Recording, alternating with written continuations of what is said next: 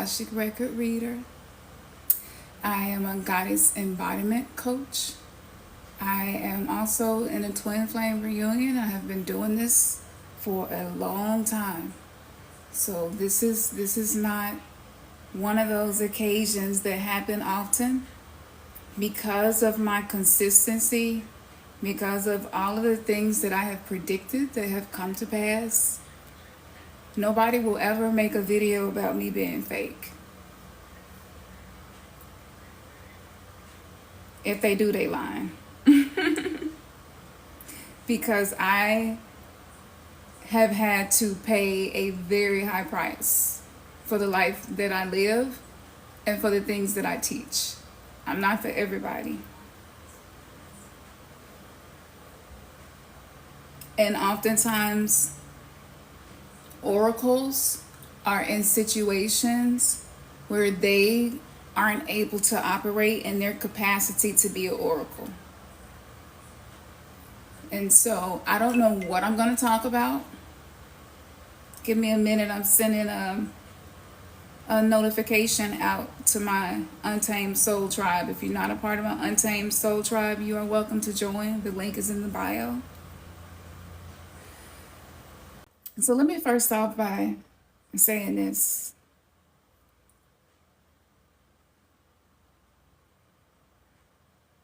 Practice sitting with silence. Practice not having to fill every conversation with a lot of words. Practice listening to yourself, listening to people, listening to the wind, listening to the trees, listening to the silence, because it's speaking. And it is speaking very loudly, but it's being drowned out because there's so much happening in our individual lives and on the world stage that is drowning out the voice of the divine that is speaking. We're going through another collective ego death. It's not comfortable. It's not. Nobody wants to parade their wounds. Nobody likes to tell people about their weaknesses. And a lot of us have been taken advantage of. A lot of us have been betrayed. If you are drawn to me, that means that you are here to be a cycle shifter, a paradigm shifter, a generational curse breaker. You are here to be a critical thinker. You are here to smash any type of constructs, limitations, and restrictions that you have had to experience. Let me tell y'all something. I'm not easy to find for a reason. There are all types of guides that walk with me and specific ancestors that walk with me.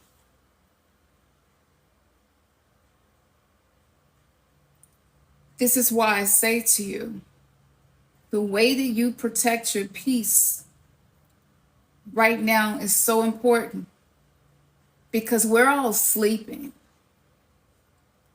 This is a dream. You're dreaming this life. Your true self. This is the I divine self. Some call this the oversoul. This is that version of you that has already traversed through time and space through soul's evolutionary lessons. And that version of you is allowing you to have this experience. That version of you see this the same way we see our dreams. We experience them, and then we wake up. And I hope that you all are able to remember your dreams, because there is a frequency warfare happening right now. Dreams are being devoured. They're being used and eaten as energy. So if you are not, you can master the ability to dream walk. And it's really not hard. So this life is a dream, and everything in this dream is changing. We're moving into a quantum frequency. And for those of us who have been studying spirituality and metaphysics, that's exciting because a lot of us feel like we're not manifesting fast enough. We're not manifesting, we're feeling like we're stuck. Maybe you're not stuck. Maybe you have things that are attached to you and things that you give too many thoughts about that's keeping you stuck. Maybe it's not you. Maybe it's your attachments. It is our attachment to the things in this dream that keep us stuck. It is the fear to be different and unique that keeps us stuck. There is a frequency fence, and the reptilians help to control this frequency fence. I do a lot of astral travel. And when I enter into this field, it becomes difficult to move. Have you ever had a dream where you're flying and then all of a sudden you're going down, and no matter what you do, you can't fly again? That's the frequency fence that has been placed around this planet. And it's been here for a really long time. See, the awakening that's happening now has been known about for a really long time. And if you're living right now, your soul has a soul contract. It's in your Akashic record to be here right now.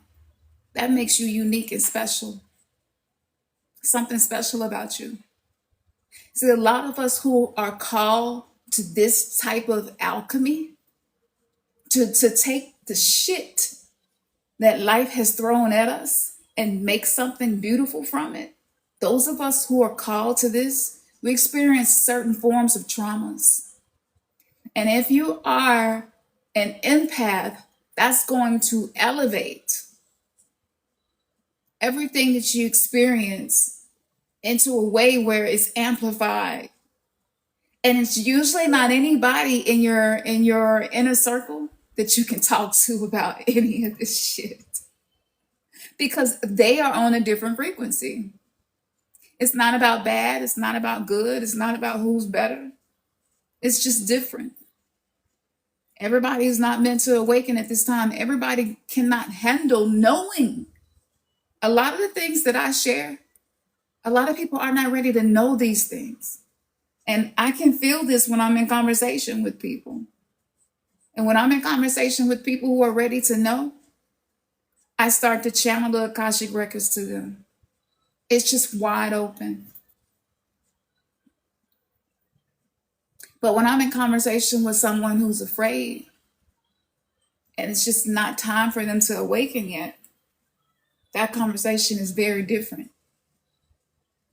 And I navigate that, and I know that I have to be gentle with those souls because they're kind of like babies. You can't handle them roughly.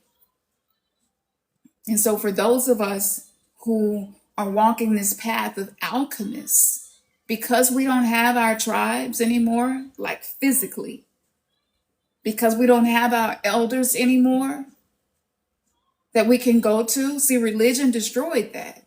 It wasn't just the family system. Religion took spirituality and repackaged it in a way to keep the frequency fence in place in our day-to-day life. This reality is simulated. This reality is being digitized as we speak. A twin version of us is being created. Every day, your activity on the internet is creating different avatars that are a representation of your consciousness. 10 to 15 years from now, people are going to be very surprised to see the way the world looks as a result of technology we're using today.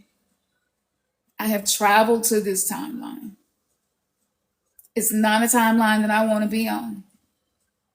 We don't have to move in the dystopian timeline. We can move away from that. We can move to utopia.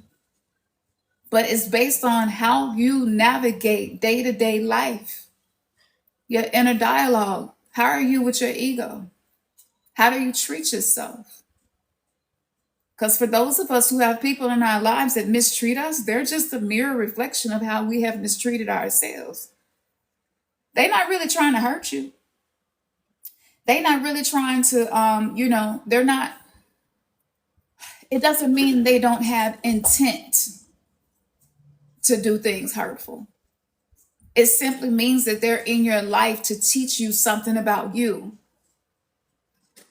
And when you recognize that, because if you're still being triggered and you're being triggered into a frequency that is a lower bandwidth expression of your true self, you're leaking your life force energy to whoever is triggering you, and they're going to feel empowered. They're going to feel stronger. They're going to feel more confident, and they could be doing something that's really messed up, but they're going to feel empowered by it.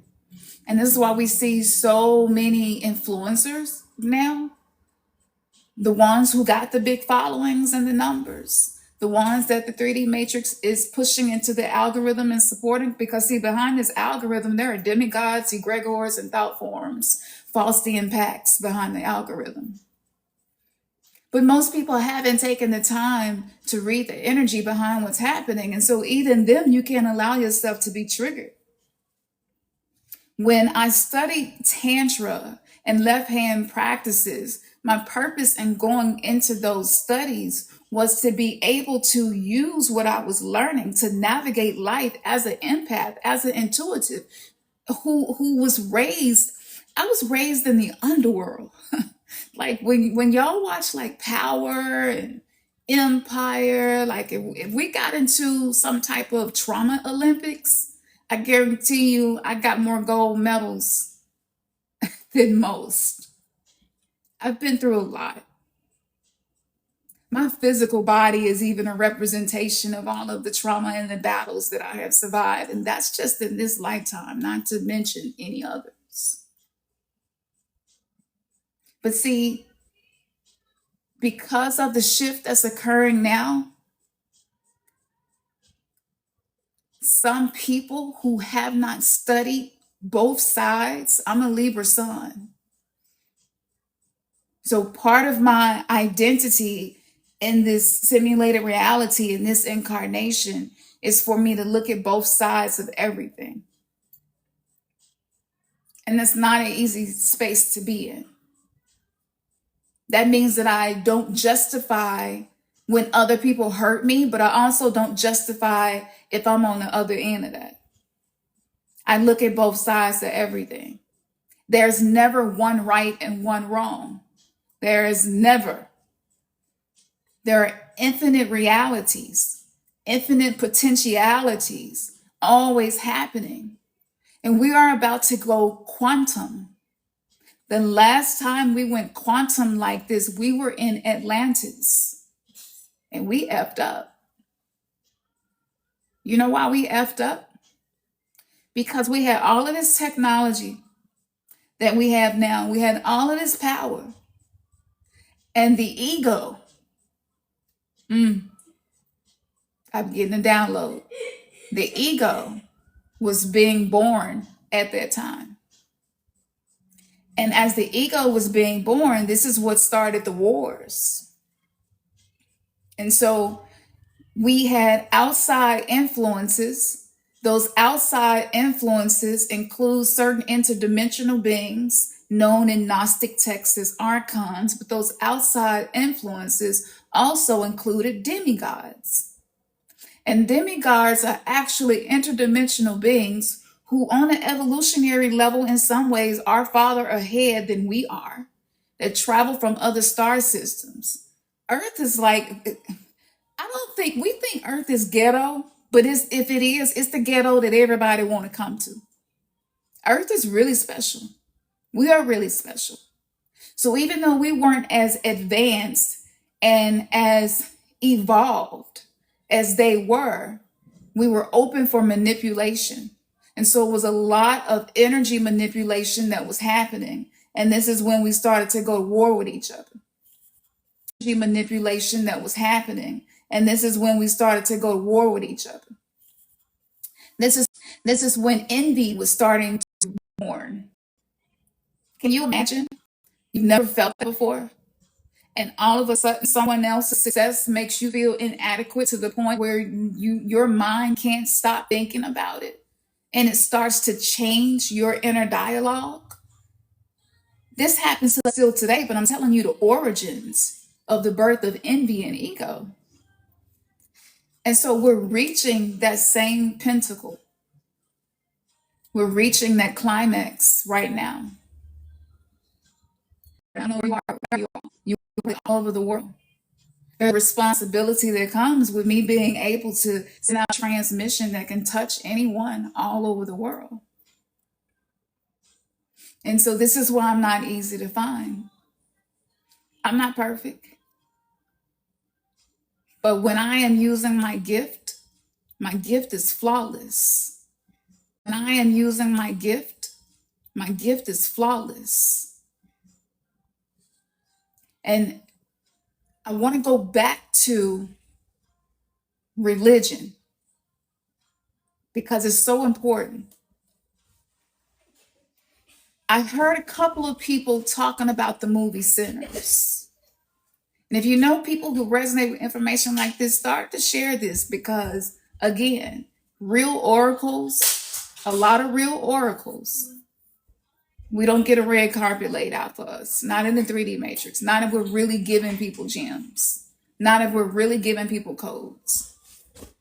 You will know that I'm the real deal because after interacting with me and my content, things will start to happen and you will connect dots and realize it. I've been doing this long enough to know this. 1000%. So with that being said, and I do this for free. I do this for free because it keeps me up at night knowing that so many people are so powerful, so beautiful, and they don't know. And there's nobody in their life to tell them. There's nobody in their life to be a reflection of the greatness that's inside of them. So anything that you may see in me that you like, you're only seeing you. My resilience is a reflection of yours, and this is why I'm sharing my story. I have my South Node in Pisces, and my North Node is in Virgo. Whether you know astrology or not, because I don't consider myself an astrologist, but I know some basics. So if you have South Node in Pisces, that means that in past lives, you were a practitioner of certain religions. Pisces represents belief systems. And on this planet, belief systems are usually connected to very well-known religions, especially monotheistic religions, but also some polytheistic religions. And I have memory of one of these past lives. And I was in a situation where I had to collect taxes from people to pay the RCC, to pay the Catholic Church. And everything inside of me knew that it was wrong to take money from poor people who were barely getting by and give it to them. But I kept doing it because it was the only way that I had to feed my family. I ended up dying in that lifetime with that regret. So when I reincarnated back into this life, I had to experience several near-death experiences to wake up from the spell that had been cast over us as a collective people. Religion is sorcery. King James was into sorcery. He was a practitioner of demonology. He studied the demons of Goetia, and he reverse engineered it using psychological tactics to oppress spirituality. Now, when I was a Christian, this is when I kept having near-death experiences. And I couldn't figure out why. I was so committed. I was so committed that I walked away from a record deal to be a Christian, holy hip hop rapper. That's how committed I was. I was so committed to monotheistic religion and what I had been given in the King James Bible that I reorganized my entire life to reflect what I was studying. And I have always been gifted. And I used my gift while I was operating as a Christian. So the very first time that I died, I went to hell. And I was lucid. Before I died, I told the doctor and the nurses that I was going to die, and I needed them to keep the resuscitation cart near the operation table because I knew it was going to happen. Let me tell y'all something. And I hope this inspires anybody who may be feeling hopeless. Because whenever you start to feel hopeless, you're in a victim mindset. And victim mindset is a word that's been weaponized. When you hear it, you immediately like, no, I'm not a victim, no. It's okay. We have all been victimized in some way or another. You don't have to judge yourself for that happening, because the victim mindset is actually one of the coping mechanisms that I've used to navigate this life. So I want to let you know it's okay if you've been feeling hopeless. But I'm going to share a story with you, and just for you to see your own power. The night before, I was having organ failure, and I was in a relationship with a karmic partner. We also shared a past life together. I didn't know this at the time because I was told that you're not supposed to believe in past lives if you're a Christian. So I pushed all of that aside and was like, okay, I don't believe in it. He wasn't ever really there for me when I really needed him to be there. And that's one of the signs that somebody is a karmic. They like only want to spend time with you when it's time to do something fun. But when you're in trouble and you need help, they're not there. Those are usually karmic relationships. Those relationships are meant to teach you something about yourself so that you can release them and let them go. So I'm in the hospital. I call my karmic. Of course, my karmic ain't got time for me. I called a lot of people in my biological family. Nobody answered the phone. I was trying to get somebody to come to the hospital, pick up my daughter. She was only 5 years old at the time, because they told me that my organs was failing. I wasn't sure if I was going to die or not. But in case I did, I needed someone to come and get my child because I didn't want her to go to the state. I didn't want her to go into foster care. Finally found somebody to come get my daughter. I created relationships with women that I call my sisters in Christ. And one of them said, I'll come and pick your daughter up. And once I was alone, I thought about how many people I had helped. But nobody was there to help me. And it hurted. I didn't understand at the time that I had been trying to prove myself worthy of love by helping people. And whenever you try to prove yourself worthy of love by helping people, those relationships usually are not going to be reciprocal, because they're there to receive whatever it is that you're giving.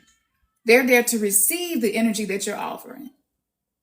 And so the relationships that I had created that I thought were solid were actually just a reflection of my own wounds. And so as I'm laying there in the bed and I'm writing a letter about some things that I wanted to express for my daughter in case I did not survive, I'm praying, I'm pleading the blood of Jesus. I have been fluent in speaking in what some call tongues, but it's actually the subconscious mind speaking. If you study Vedic mantras or mantras of any spirituality, any indigenous cultures, that language is usually comprised of a lot of different languages on this planet. And so I'm speaking in that language. This is the way that I used to help myself to pull myself up. And in that moment, this was so confusing to me as a Christian because my faith was so strong in that moment. I felt like Jesus himself would have created some type of miracle for me in that moment. And I really believed that. It didn't happen. The opposite happened. A 9-foot tall dark shadow walked into my hospital room. It was close to midnight. I could not move. I could not speak. I struggled to try to speak. I was trying to push the nurse button to say, somebody is in my room. And I knew it was nobody coming to visit me because I had called, I had tried.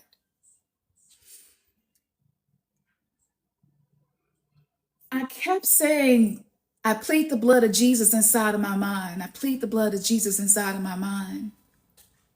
Nothing happened.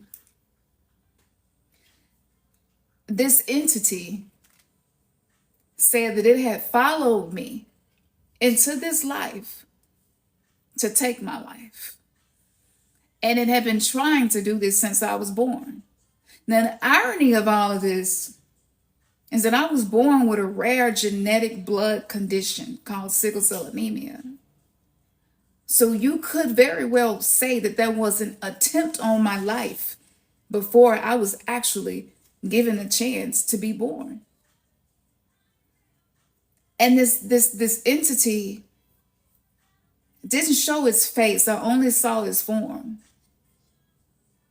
And eventually it went away. But I just had to lay there. And I remember the fear starting to subside. I was like, fuck it. If that's what you're here to do. I can't move. I can't speak. I'm pleading the blood. Like none of the tools that I have been given, because I was baptized at the age of 14, not because somebody convinced me, but I thought that that was the right thing to do because my life had been shitty. I mean, shitty. Shitty. I can tell you some stories. My life had been pretty shitty. And everybody around me told me that this was a solution. I was 25 years old at this time. So for 11 years consistently, I have been seeking after this belief system to be a support system, a foundation for me to build a life on that was not a reflection of the way that I grew up.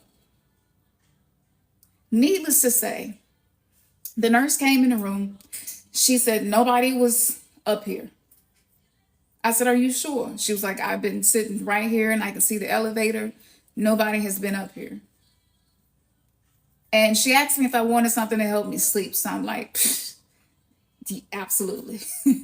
Whatever you got. She gave me a sleeping pill and I fell asleep. And that night I had a dream that a bright white light that felt like a warm, cozy blanket. I don't know if this even makes sense, but this is what this light felt like, and it wrapped around me. And this light telepathically told me that I was gonna die, but it was up to me what I did. And I woke up. And when I woke up, it was 5 a.m. and it was time for them to come and get me for surgery. And they were gonna remove my gallbladder and my spleen. So I'm headed to surgery. I told the surgeon that I was probably going to flatline and I needed them to bring the resuscitation cart where I can see it, because I still felt afraid. I'm not gonna get on here and act like I was just completely fearless, because that wasn't the case. I was afraid. And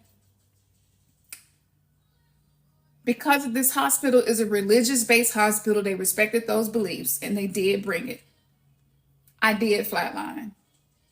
When I flatlined, I opened my eyes and I was going through a dark tunnel, and there were skeletons throughout this dark tunnel, and they were all reaching for me. It was almost as if they knew I wasn't dead, and they were reaching for me, trying to touch life. Now, I want you to really pay attention to this allegory, because this is what we're going through in life right now. A lot of people, even us, sometimes we're dead inside and we're reaching for something to make us feel alive, right?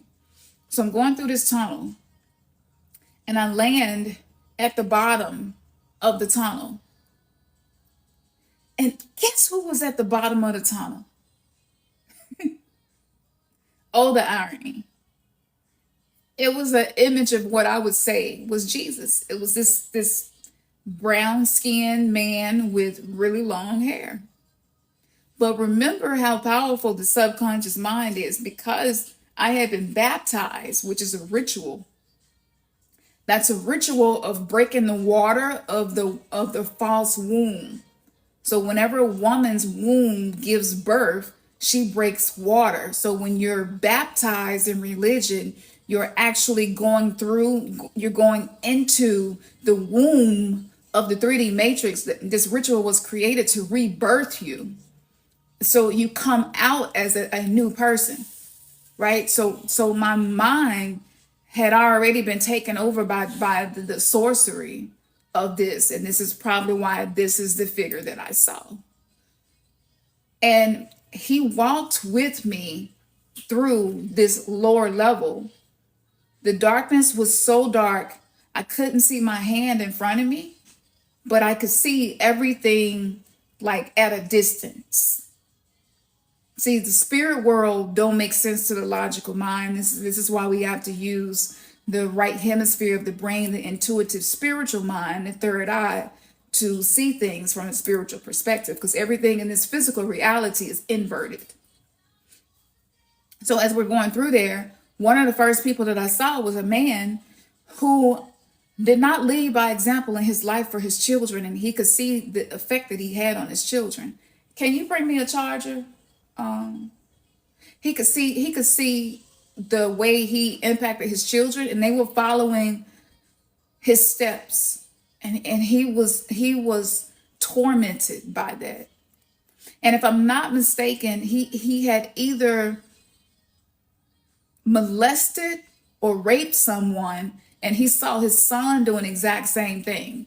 And that was part of what was hell for him. And he would experience this over and over again. And he was screaming his son's name, but his son could not hear him, but he could see his son and everything that he was doing.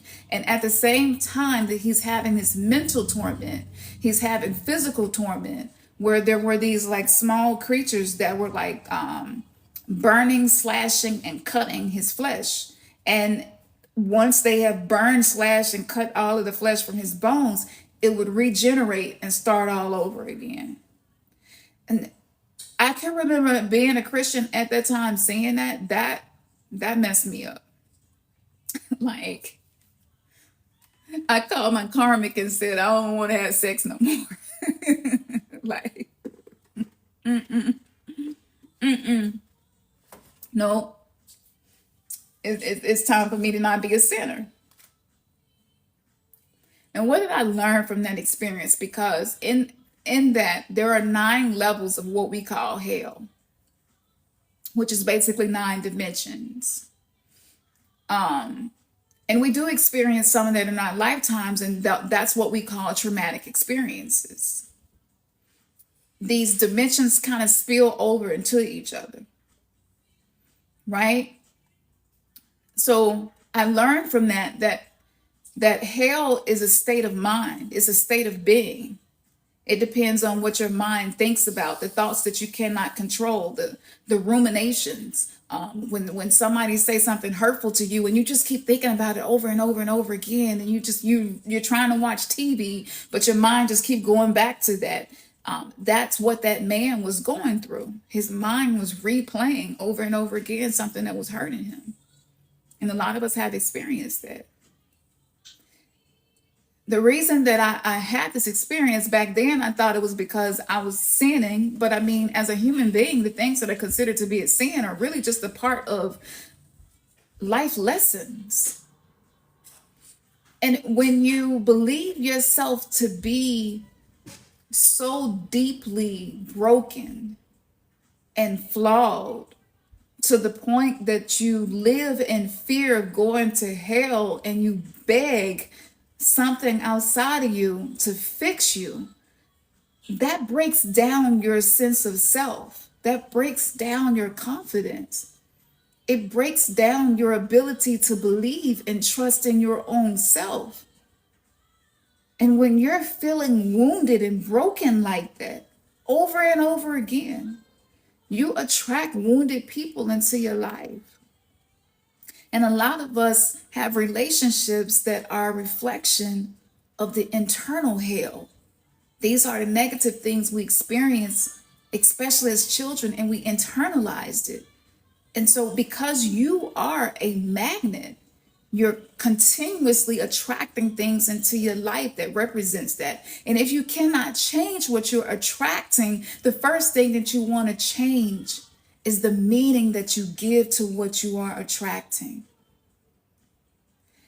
As I began to learn these lessons, I slowly started to awaken from the spell that had been cast over my mind, because I had to eat the flesh of this God over me, and I had to drink his blood.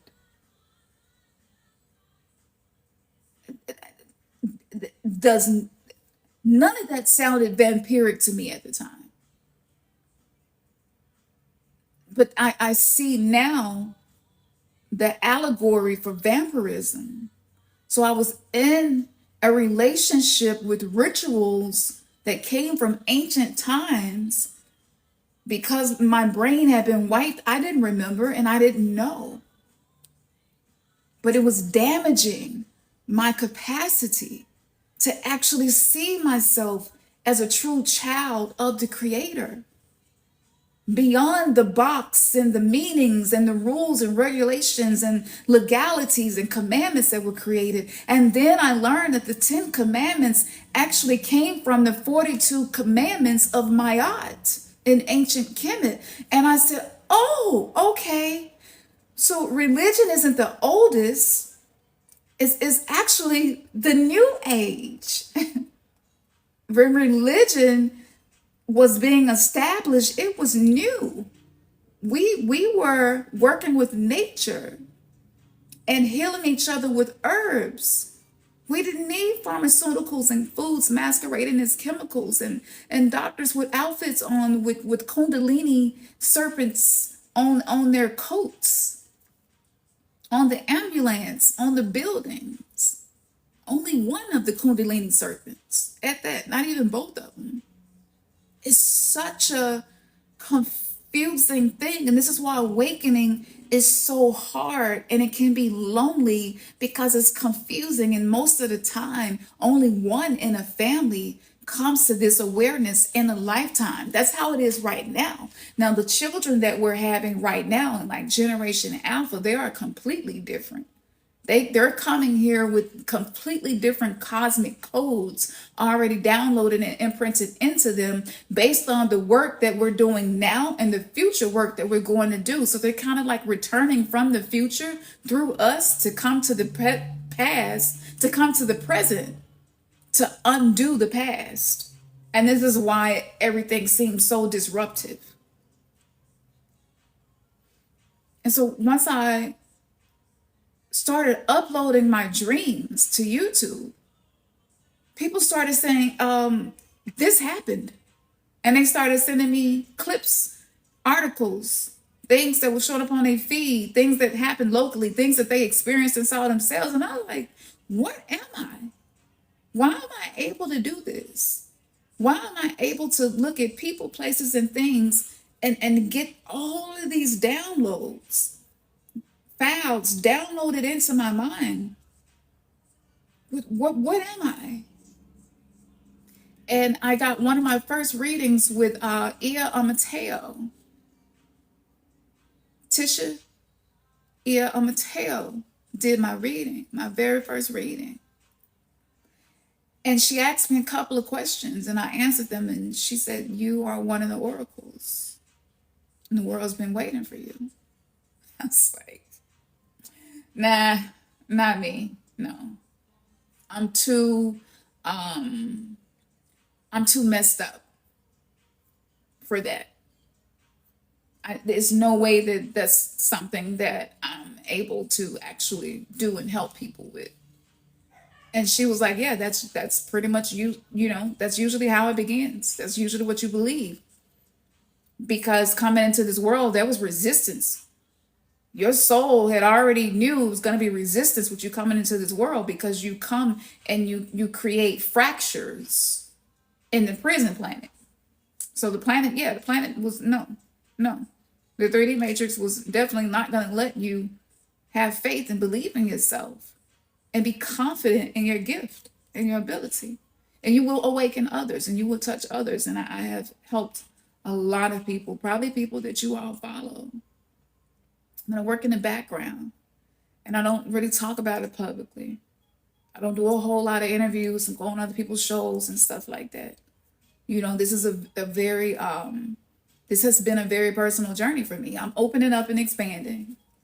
But up to this point, that's the way that I have navigated this, because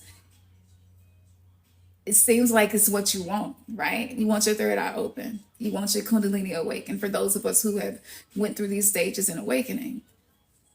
But let me tell you, you have to really be disciplined. You have to be dedicated.